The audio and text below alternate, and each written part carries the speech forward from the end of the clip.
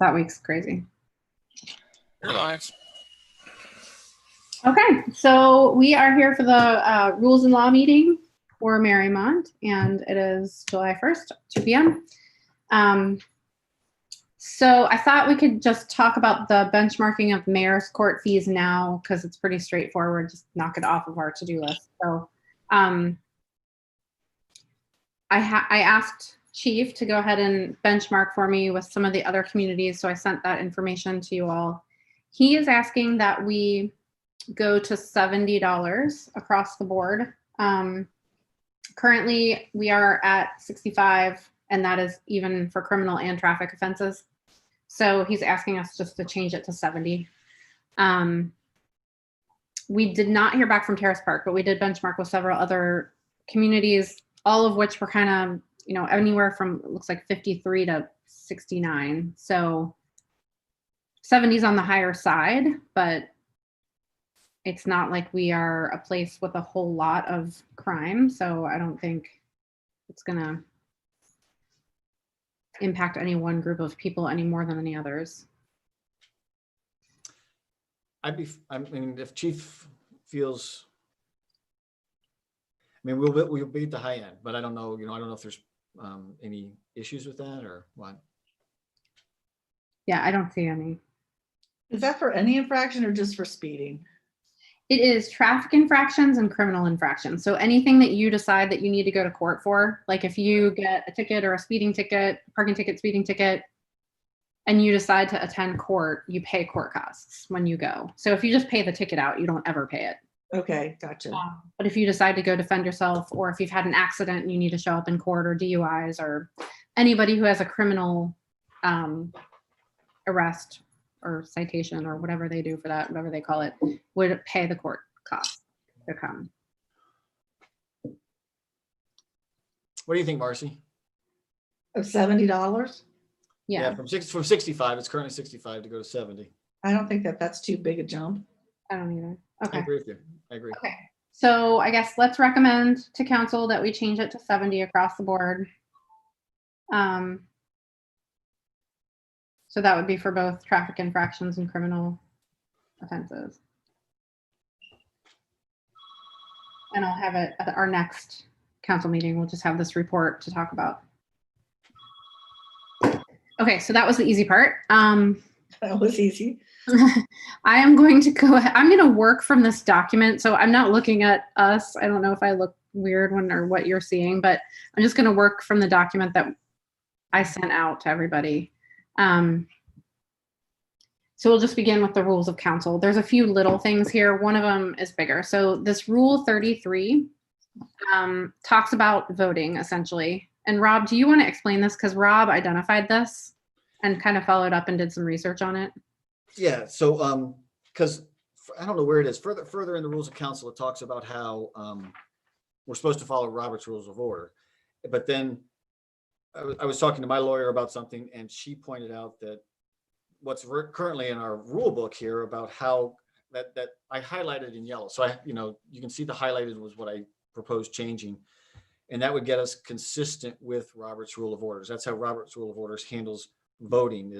It's a majority of all members, excluding blanks or abstentions. So again, the reason this change is just to make sure that we are consistent with Robert's Rules of Order, since the rules of council say that we're supposed to be using Robert's Rules of Order. And then also, just because as I thought through this more and more, I don't understand what a blank is. Is that when someone isn't present at the meeting? Yeah, I believe so. Yes. Okay. No. Well, that's a good question. Let's ask Ed, because this is literally from the Robert's Rules of Orders. This language. Okay. Oh, it's probably defined in there then, because they define everything someplace. We can ask Ed. That's fine, because I understand that abstentions, that makes a lot of sense that they wouldn't count because they are not a vote. And then blanks, we just need to figure out. Yeah. So this is one we can just ask Ed, I think. Okay. Get him. Okay. Marcy, how do you feel about this? I mean, it seems pretty straightforward.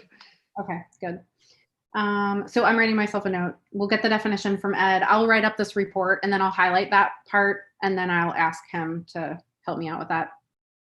And then if for whatever reason blanks is something that is controversial in some way, we'll discuss it in the council meeting when we do the report and work it out. Is that fine? That's fine. All righty, check. Okay, our next issue is the dogs.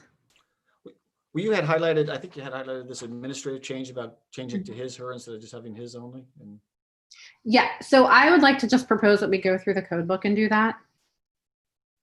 I know I'm going to actually run it past Ed ahead of time because I do remember back in one of the classes I took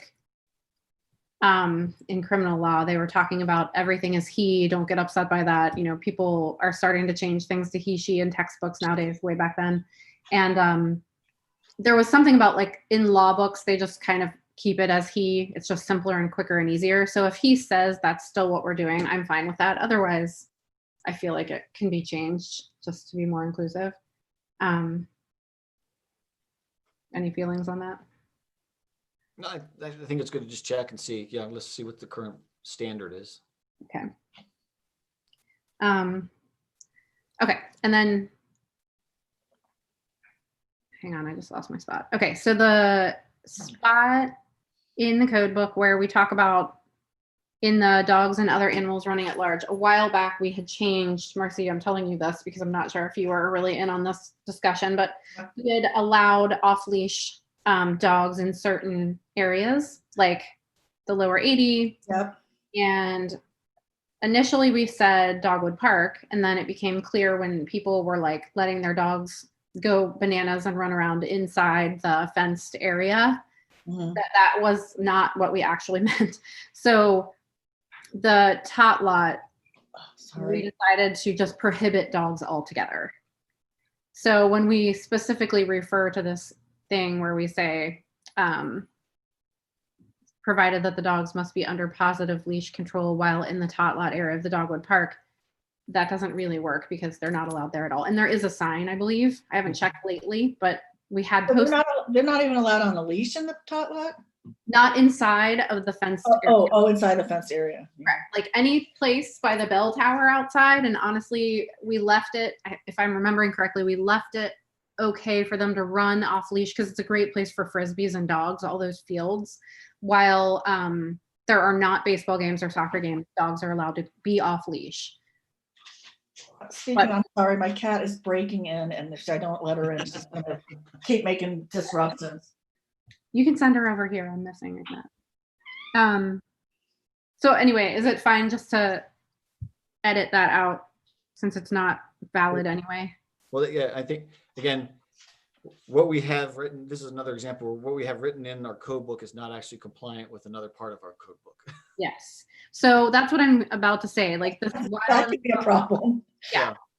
While in the tot lot area of Dogwood Park needs to come out since they are not allowed there at all. But then it also says here that dogs must be under positive leash control at all times in the sports field area of Dogwood Park and the practice field by Waldorf School. So during sporting activities, it says during sporting activities. Yeah. So I think, yeah, that's fine. I guess we'll leave that because they are allowed to be off leash when there isn't anybody in practice or games.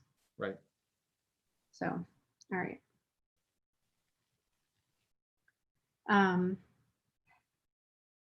So we're okay to remove that, everybody? I'm good. All right, I have a technical question from personal experience. Sure. What about in the pool parking lot? Are dogs allowed off leash there?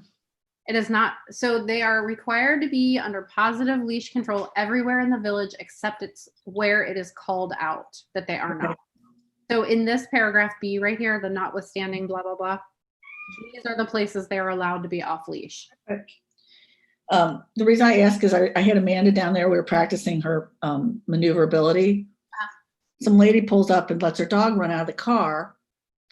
And like, why you would let your dog run in a parking lot when a teenager is practicing parking? I'm like, okay.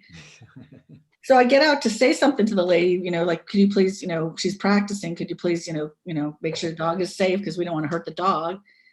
And it ran in my car. And Okay. then, and I said, really technically it's supposed to be on a leash here. And she's like, no, it's not. So Oh, now yeah. I know. You can just carry that around in your car. Cause honestly, like with all the dog walkers that go down to the lower 80, sometimes I'm just like, oh my gosh, can you just, but then we contradict. The sign down there says they need to be on leash and everybody else is under the impression they're supposed to be off leash and it's, here it says lower 80 acres, so. Yeah. But they're allowed to be off leash in the lower 80, right? They Oh, are. yeah, not the swimming pool area, to your point, Marcy, but the Uh-huh. lower 80, yeah. I mean, it literally says the lower 80 acres. So Yeah, not- the lower 80 acres. But if the sign in the lower 80 acres says you have to have your dog on a leash. So I've talked to Chief about that a few times. We'd have to buy a whole new sign and have that removed or tape it off or whatever. But we should get it consistent. Okay, so we'll take out that sentence and then dog and cat warden, we don't need a dog and cat warden, really? Kelly wants to be the dog warden. I know. I could be the cat warden. Yeah, impound any dogs or cats found running at large. I don't know that she does that. I don't know if your household's open to you impounding cats. I'm not taking in any more cats. Should become the cat lady. And I don't know. One cat short. I don't think we've had like any impounding fees paid to us ever. Even when we do find a dog that's gotten loose and somebody takes it to the police, I think they just give it back to the owner when they come. Mhm.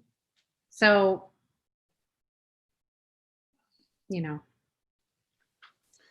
Yeah, again, it just seems like if we're trying to clean stuff up, this is just not necessary to have in there. But again, I think we should have Ed just bless that to make sure it's okay. Cat warden. I mean, the only thing I'm looking at here is the one useful thing this person does. And literally, it's going to have to be somebody who's just hanging around the municipal building all the time because it says after 48 hours, the cat needs to be disposed of, I assume would be to take it to the shelter. And I don't think Kelly's been doing that. Like, I don't think we have dogs around for 48 hours, but I guess somebody needs to be in charge of taking a dog to the SPCA or calling them to come get it or whatever. If we find one, but Why don't you check with Chief and see what happens? Because you're right. What happens now, I saw this on Nextdoor just in the past week or so. They found a dog, they took it to, the police and posted it there on Nextdoor to let people know to go pick it up if it was theirs.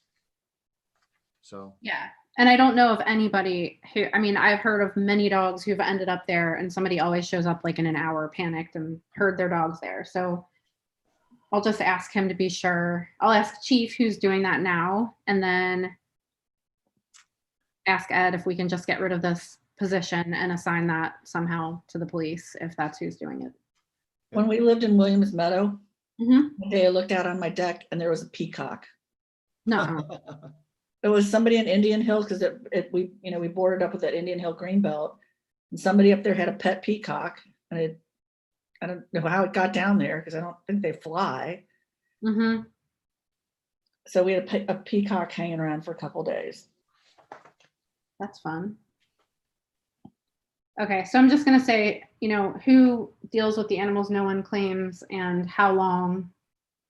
Because if we remove this whole entire section, obviously we're removing this 48-hour limit. And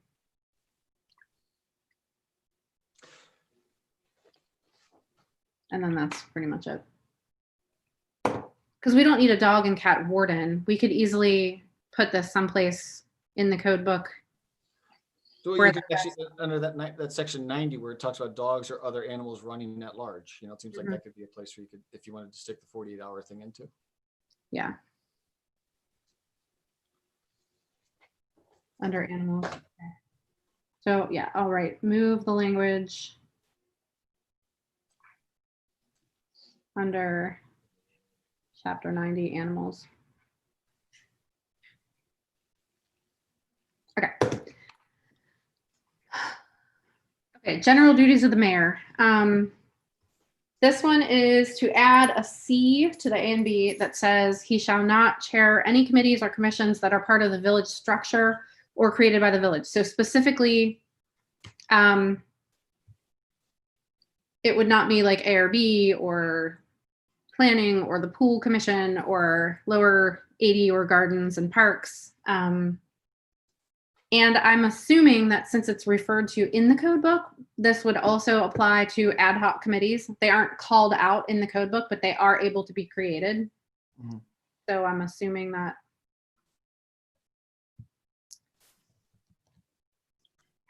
because they're created by the village, being that the mayor creates them. I think this is a good way to spread out leadership, which we've talked about doing for years.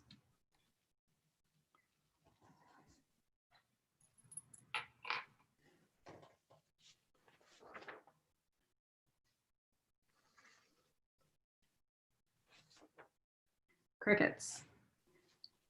Well, I'm sorry, I was just reading it. Oh, sorry.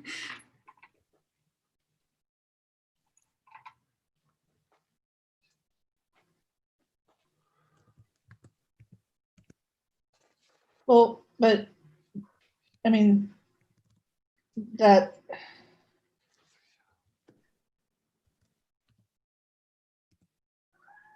I mean, do you need to do that if you already say he can't be the chairman of the ARB?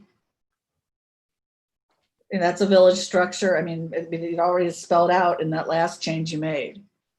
Right. So this is for across the board for all like ad hoc committees, like when we had the one dealing with the highway going through the lower 80, like that was an ad hoc committee. Initially, the lower 80 acres committee was an ad hoc committee, I believe, and then it kind of got subsumed and made permanent. So it would be pool board. I mean, the pool task force we had, stuff like that. Yeah.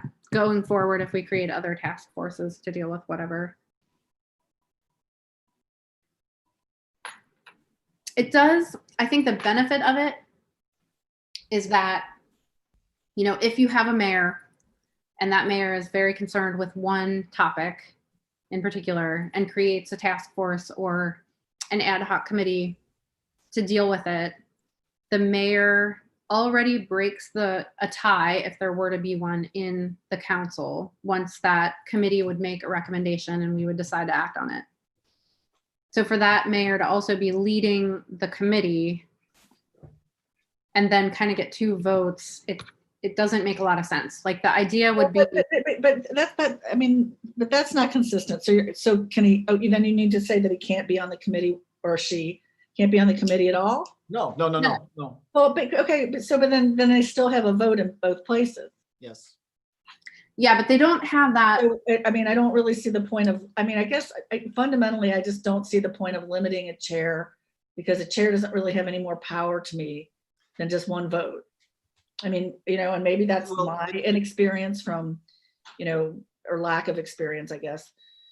Yeah, when you have a mayor who's also a chair, it's not there. You're right. There's literally no additional power assigned. There is the vote is not bigger or heavier, but that it's happened over and over again in this community and in other places where I've been at work, where people kind of double up on a position where, while there is no more paper power assigned to them, the perception in the group somehow is heavier. Well, they run the meeting. They literally, as a committee chair, you run the meeting, you allow people to be heard or spoken or whatever, you know, you following Robert's Rules of Orders, you recognize people, you say a first and second, you run the show, right?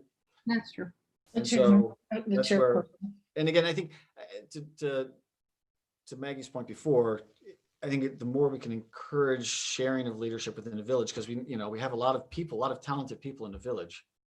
It would be great to be able to tap into, because it's actually, I think being on this. The only thing that really, okay, I'm not being devil's advocate, and I see your points, and I think that they're valid points. It's like, but what if it's something that person just happens to be super passionate about, and they're a really good person to chair that position? You know, I mean, let's say it's about the trees, you know. Mm-hmm. Yeah, I think hard to do that. You're gonna find a good leader for just about any topic in this community if it's a topic that affects the community. But why should you penalize somebody just because they happen to be mayor? I don't know. I mean, I guess It's not, I think there, it's difficult. It's just, it feels unnecessary to me, and that's just my opinion. Sure, no, I understand. And again, to be, really blunt from my side, there's been an abuse of power in the past. I'll say it. And I don't think Bill will be like this at all. I don't think he is at all like this. But I think when you've seen what's happened here, to me, I think we should make sure that we go fix the root cause so it doesn't happen again. We're relying upon the person who's mayor. So Dan was the chair of the pool commission too? Pardon me, No. I'm sorry? no, he was the chair of the pool commission and the planning commission and the ARB? No. No, he wasn't ever the chair. Well, not that I'm aware of. He never cared that much about the pool commission to chair it. One of the things he wanted to control, he was the chair. Yeah. I mean, to be honest, and that's to your point, like if somebody is very, very passionate about something, I don't at all consider it a punishment that they happen to be mayor and then that power is removed from their hands. It's more like if they're passionate about it, they may create a task force, right? And they'll probably know somebody in the community who they'll tap as like, hey, and likely that person will agree with them, hey, I want you to chair this thing.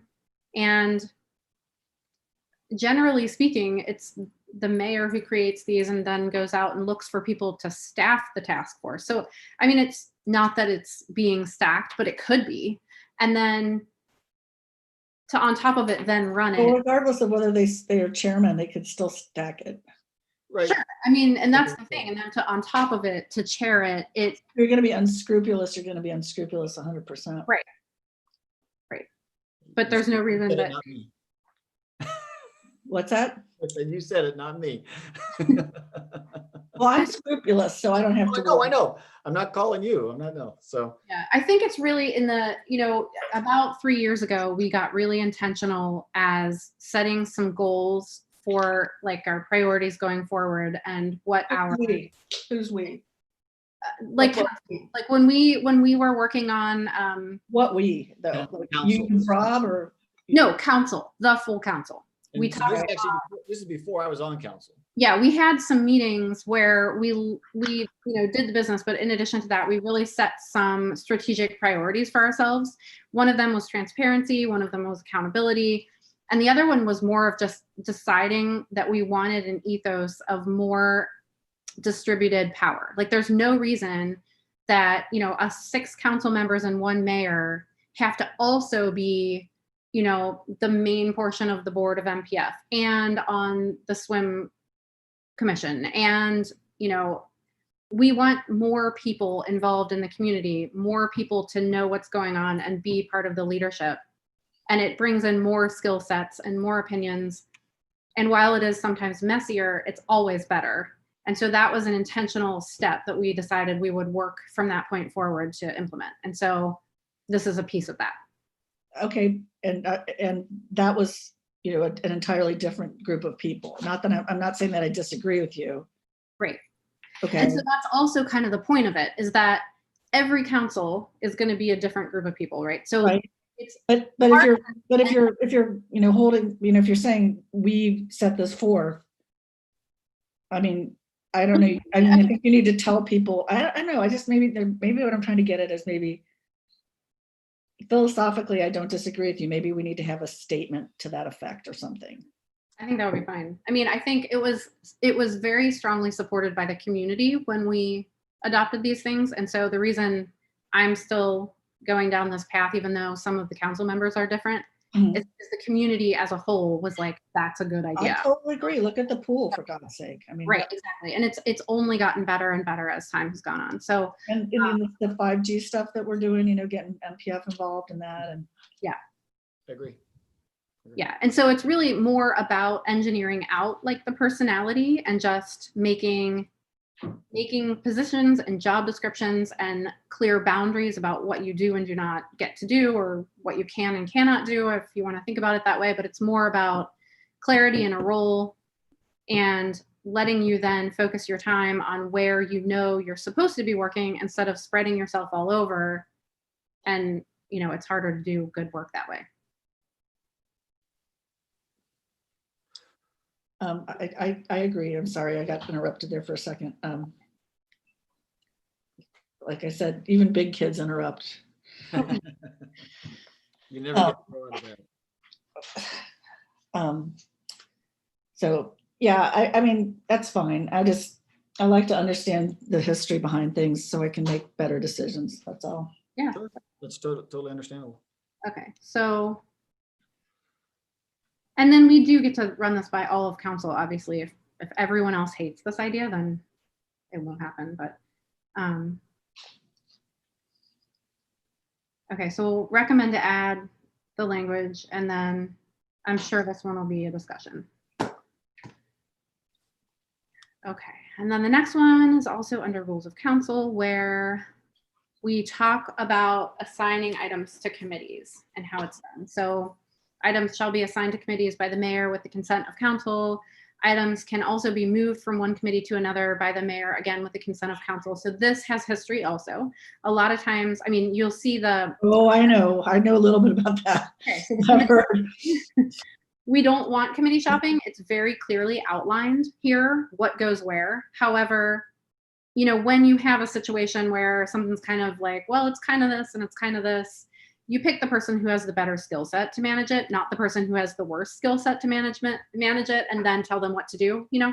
And so I think we will, you know, council kind of just gets to rubber stamp it. It's so very rarely a discussion or argument, but every once in a while something pops up. Well, I know we had something, you know, with Kelly and I, because she Yeah. was doing the CRAs, Yeah. and she when it came up again, she said she wanted to keep it. And I said, that's fine, you know, if you've been working on it. And then now she wants me to take it back because she's got the 5G stuff. Yeah. That's fine. Yeah. I'm good with that. And I think Bill is operating this way today anyway. He always asks our input. So it's just sort of, you know, codifying something that he's already doing. So. Yeah. And so if we ever have somebody who doesn't, you know, we get to, if, you know, if nobody asks what I think and I don't have a disagreement, I'm not going to say, well, you need to ask me for permission. But at the same time, if something comes up and it's off and there's a reason or there isn't a reason, but somebody just doesn't do it right, council needs to be able to say, well, can we put it here instead, basically. So, and then any special committees or commissions created by the village should be voted on and approved by council. That, to me, based on my history here, I feel less of a need to approve something. I just would like to know. There have been so many times where there's a group created who's doing work and I hear about it like 3 months later. This is just created by the village. Right. But a lot of times, like the mayor will create like a little ad hoc committee to study something or do something. I would just like to know, you know, I don't feel like I need to be a part of it. It would just be good because somebody at Starbucks asks you a question about it and you look pretty much like a useless leader when you have no idea what they're talking about. And that happens a lot for a lot of years. So I think this would just be a way to communicate better. So you want to change the wording? No, I think it's fine. Well, again, you said, well, and I'm fine. You know, it says voted on and approved. If you want to just say notified, you know. I mean, I like the idea to approve it because that way we can kind of discuss it and there's a process there that's formal. And I was thinking specifically about the swim pool task force that we just did, right? Mm-hmm. You know, we did this process where we sort of, again, created a charter, Mm-hmm. had council review it and agree to it or not before we went ahead and, you know, told them to go forth and do the work. So. Well, and it helps too, because before, you know, people would be recruited and they didn't exactly understand what they should be doing. So they either did a ton of work that wasn't exactly right, or they didn't know what to do and they just waited and nothing got done. So this is really, I think it was a really effective group in part because they had very clear understanding of the beginning and the end of their work and what they should be doing. They did a great job. Mm-hmm. Okay, so you want to just leave the wording as is? Because I think it's fine. okay, Yeah. Because when you were describing it, I thought you were saying that you'd rather just be notified. You don't feel like you have to vote on stuff. And I mean, I don't want to be a person who feels like I have to be in charge of stuff all the time. But it is nice as a council to, you know, the approval by council is a process where we learn about something and we say, okay, I mean, it's usually not very formal, so that's fine. Okay. Okay, and then, Yeah, to me, again, I think. So you're saying that this point 8 is a new point? Yes. Uh-huh. Yeah, that's everything that's highlighted. So that's what, Okay, I'm sorry, I'm looking on my phone and it's not highlighted. oh yeah, 7 and 8 are highlighted, so they're both additions. Okay. yeah. So we tried to highlight here everything that I did. So I highlighted stuff that was a change to help call it out. So it's easier to see. So I'm sorry if it's. No, I should have printed it out. So Rob, I I wasn't, kind of misunderstood. I thought we were just talking about the mayor stuff, the fine stuff today and this stuff next week. So I didn't print this out in advance. So I apologize. I misunderstood. No. So I'm just reading on my phone and it's not highlighted. So that's. for point 8, is this the best place to put it, or should we consider putting it in that section where we talk about each of the committees? Remember, Rob, when we went back and like where the pool commission and the whatever lives? Because I don't think we're going to create any more committees, so to speak, like rules and law, health and rec, finance. I don't think we're creating a 7th committee ever, I hope. That's an interesting question though, because, well, that's a different topic for a different time, but. Right. I mean, we may, like, as technology advances, who knows what we'll do, but I don't know. Rob, since you kind of looked this over, what do you think? We can ask Ed. I mean, again, once again, we could refer to Ed and say, is this the right place to put it? Because the one thing is, the one thing I like about having it here is that this is the rules of council. So this is to say, to be honest with you, I didn't realize this. Again, as an onboarding thing, I wish I had been pointed to this early on to see, oh, here's how we're supposed to function and operate. Absolutely. It took me about a year to find this. Yeah. And so I feel ahead of the game because I actually already read it. So. you're good. That's good. You are ahead of the game. Did So Bill, I want to ask, did Bill tell you to read this part? No, I when I got the code book, I opened it up and it's just right there. So I'm like, oh, this might be handy. Like, he came over when he first got on council, he came over to the house, and I think it was me, and I don't know if there was somebody else there. I think there was. And we were like, okay, here are the parts of the code book we wish somebody had highlighted in hot pink and handed us day one, because I walked into that meeting and I didn't even know what to say to vote. So like, we went through rules of council with them and a couple of things about like what is actually a park and this and that. I just wondered if he did that with you. So let's just ask Ed. Again, the one thing, again, I like it being in here is because this is a rule of council. Whereas if it's buried somewhere else, because all those other ones are specific to those organizations. And this applies to any organization that is created by the village, right?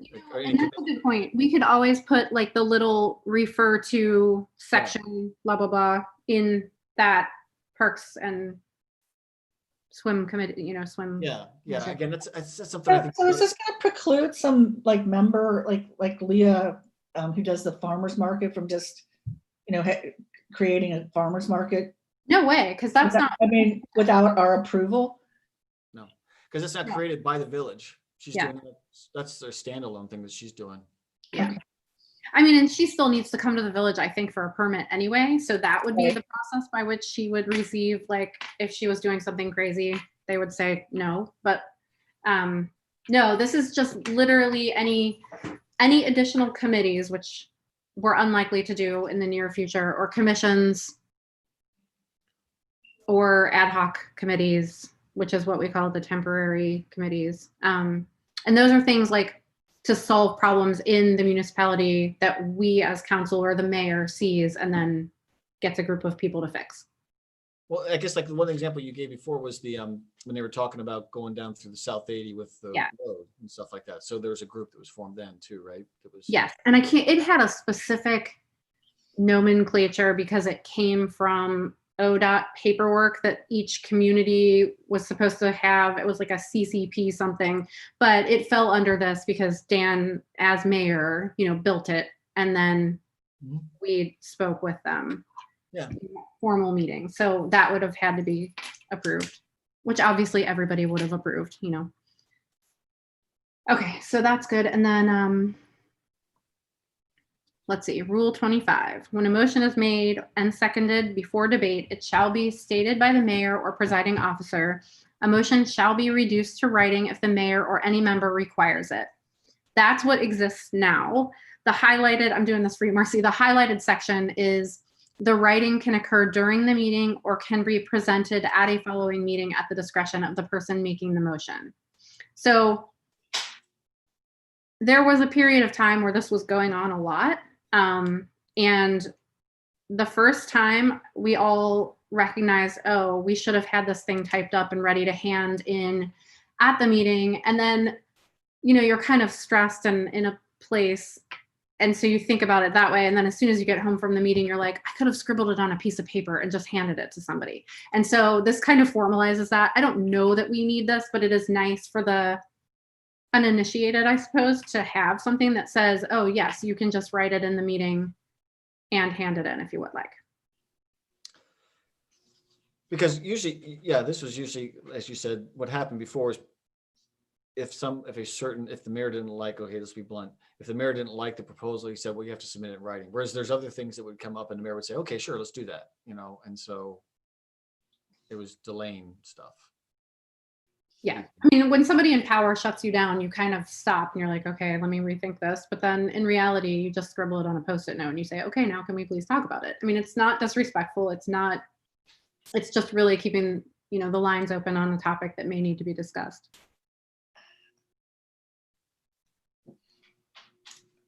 That's fine. I mean, I don't have a problem with the idea or anything like that.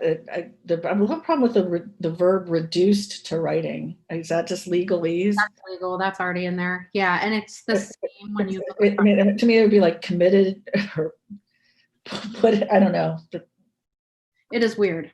I'm an engineer, so what do I know about English? No, you know, you had to take it as a freshman at Purdue. I know. You know what, Rob? I carefully avoided taking speech in high school, only to have to take it, you know, COM 114 at Purdue. So yeah, I actually scored better in English on my SATs and in ACTs than I did in math. So, oh, Me too. okay. So the next one, I want to go because I also, this is one that I brought up, and Oh, the sidewalks? yeah. So in talking to folks, instead of removing it, because right now this is sort of enforced at discretion, and I think what I would propose, instead of saying no person shall ride a bicycle on a sidewalk, just say only young children. You know, because that's my point is, you want little kids, you want to allow them to go on the sidewalk with a bicycle. Right now, this law says they shouldn't be allowed to do that.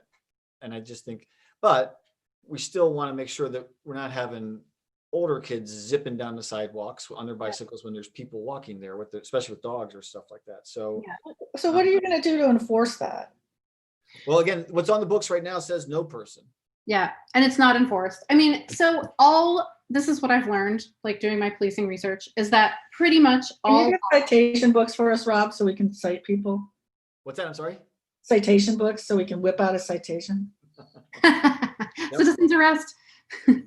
I think, you know, all laws are, relatively speaking, enforced at people's discretion, right? Yeah. Like police decide, oh, that guy is going 5 over. I'm not pulling anybody over in this area till they're doing 15 over, but on a different street, they'll pull somebody over for 5 over. You know, they'll pull over, unfortunately, various people for doing things they wouldn't pull over other people for doing. I mean, it's law.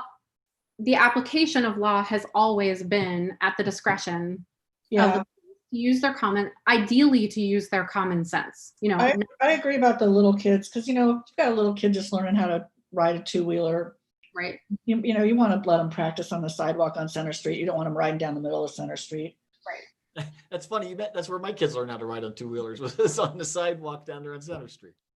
But you know, so I can see that. But the one thing I'm thinking of is just from personal experience.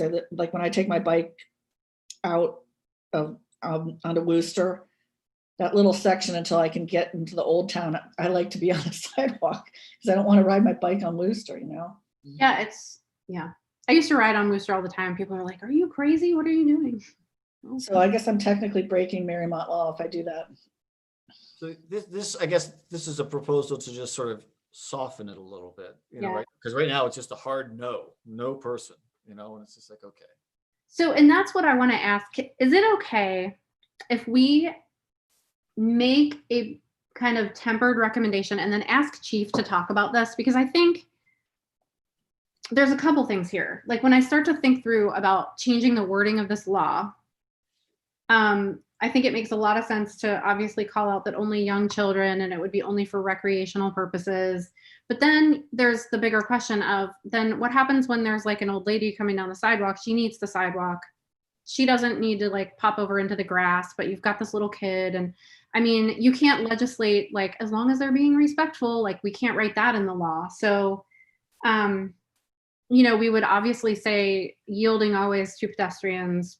And then you start to get into a lot of words for something that really should be like an intelligent policeman knowing how to do his job. And they all know how to do this. This is not, we've never had a problem. So can we ask Chief to kind of weigh in on how the guys are trained and what his idea is? Yeah, and I'm fine with that. Again, to me, it just feels weird to have something on the books that says no person shall ride when we, again, we know there are times when it's going to be appropriate. And Yeah. Okay, so I'm going to send him this language, and then I'm going to send him like a copy of kind of the highlights of this discussion. And then I'm going to ask him if he would be prepared to just weigh in on it at the next meeting when we talk about this. And that way we can come to a decision maybe about what the best way. Sure. And then if I have to, work with Ed a little bit, we can still vote to accept the report and then move forward from there. So, okay. Alrighty, and then 2 additional things. Rob, do you want to do this next one? Because I know this came from you also. Yeah. So, I sent to Ed, and Ed responded, to all of council about how, yes, we do have to follow the Ohio Manual of Uniform Traffic Control Devices.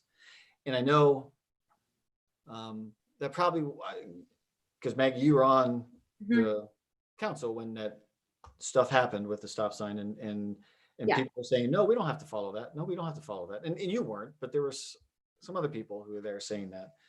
Right. And so I think it would be good that we call that out somewhere, right? There is a whole section, section 70.3, and then I put an X in there because there's a bunch more stuff, obviously in that section. But if we put at the beginning of that section some kind of statement to the effect of, again, consistent with ORC 4511.11, Mariemont will follow what's the right word? I can look it up before we write it. Village will comply with the Ohio Department of Transportation manual. So that's actually the wording that's straight out of 4511.11. So I would like to see something put into the code book that's specific, because again, I don't think most council members would know. They don't even know that this Ohio Manual of Uniform Traffic Control Devices exists. Right. I know about it. Well, good. That's good. Once again, you're ahead of the game. Well, I know because Linda told me. Yep. I mean, I found out about it in 2016. Yeah. And you know what? I think it'd be really nice if you could let the people on Petoskey know about this. Because they want a stop sign, I think, in the middle of the block. They do. They want a stop sign. And then, but it's also informing like our decisions with Petoskey and Settle. Those are the 2 residential streets that are kind of gateways to the back side of the village or the front side of the village, depending on which way you're going. And they both suffer from a lot of people wanting to enter. And so when we're asked questions, it would be good if we have something really clear. And also people are like, well, you can park the policeman in my driveway. Like, no, you can't actually pull somebody over when you're hiding in somebody's driveway. It's not, there are laws. So, I mean, I think this would be good. And it also I think the most I agree on this. I think it'd be 100% because, I've already had somebody, well, it'd be really nice if there was a stop sign here. Yeah. And it's nice to be able to say, well, there's actually a procedure you have to go through and this is what it is. And it's not really a decision that, that we as council can make. Right. Well, and there was the whole issue with that. In of itself, I'm messing it up. You know what I'm trying to say? Yeah, no, it's not an arbitrary decision. Like you just said, there's a process you need to follow that's laid out in the Ohio, Ohio Manual of Uniform Traffic Control Devices. It says this. So I just think it would help future council members if that was the very first section of our code book that deals with, because we had that 70.3 is all about traffic control stuff. So do you want to just pop out that whole 4511.11? I'll put something. Yeah, I'll put something there for that. Okay.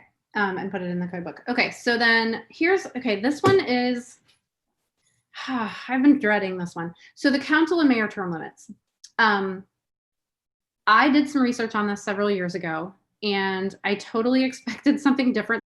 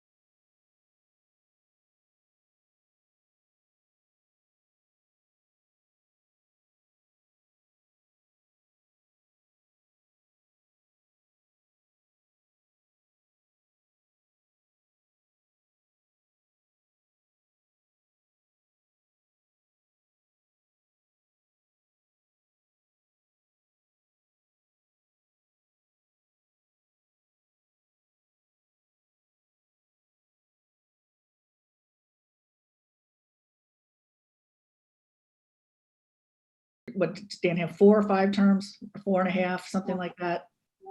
I mean, everybody else has been 1 or 2. Council people, I mean, is there anybody who's been more than 2? Yes. But there haven't been problems with any of those people. I mean, it's not like. So, I mean, I kind of think it's, I mean, I don't know.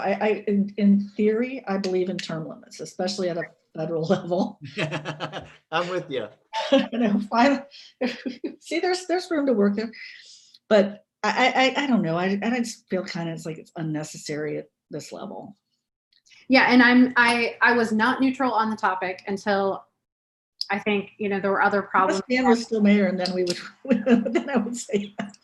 Well, do you know what's interesting? Something I found out is that these things are not retroactive. So say we said you could only have 3 terms as mayor, and you voted it in on a mayor's 4th term, they get 3 more. Yeah.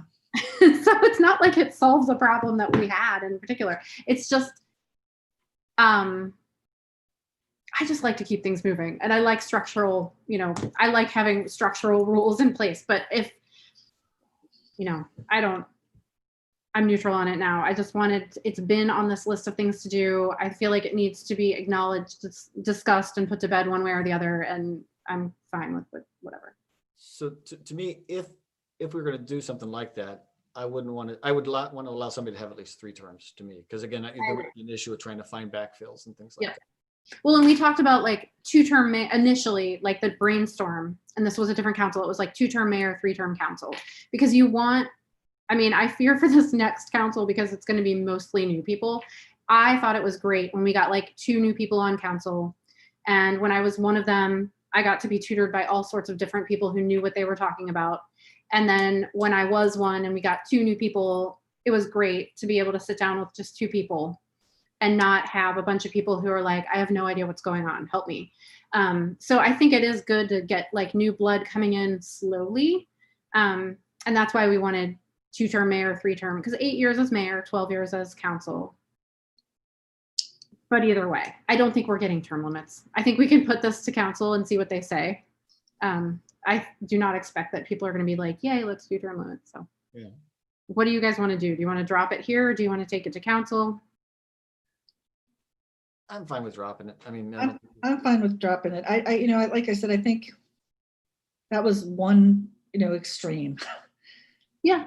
And I think if you looked at other communities, it would probably be the same. Well, I did have, so it was funny because, Cincinnati is a small place. And so people know one another. And it's funny when I was asking various people, they were either utterly clueless why I would be committed to such a ridiculous thing at such a small government level. Or they were like, oh yeah, you guys probably should. That'd be good. So I think it The is other thing too is like, how many times did Dan Rand, did he run unopposed? many, most, 2 of the 3. I mean, and even in the last mayoral race, it was unopposed. Mm-hmm. there was at least 3 times he ran opposed. Dan. For council and mayor? No, just me. Yeah, but people still voted for him. Yeah, Mhm. some of the things that For various reasons. some of the things he said about some of the people running against him were not. Politicians bad mouthing their opponent? No. Mercy, you could learn all kinds of things about me if you listen. They're not real.